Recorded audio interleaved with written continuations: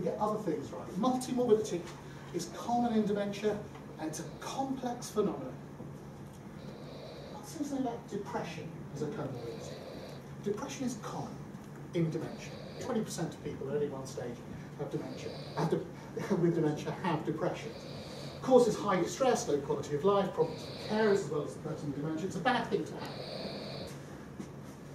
This is a study that we carried out, the HTA SAD study, published in The Lancet in 2011.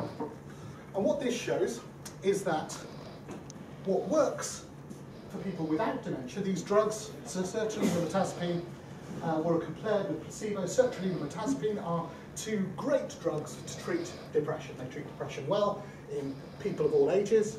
They treat depression well in older people. They don't treat people well who have depression in dementia. Here there's no advantage of taking sertraline compared to placebo or mirtazapine compared to placebo. So essentially, there is a difference, but it's that you get more side effects. So there are twice the number of adverse effects if you take the antidepressants, but no effects. And what that means is that it's different in dementia, and that's important, because that's an exemplar of the fact that what works in simple conditions may not work in complex conditions. Depression is different in dementia. There's a read across to all sorts of illnesses.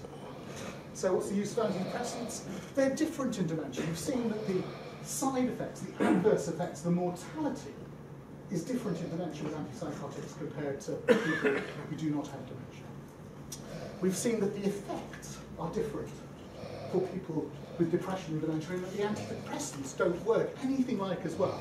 So differences in effects and harms need to be very careful in generalising findings from non-demented populations to people with dementia, in terms of both effects and harms. But that would be the same as for generalising findings from simple populations to complex populations.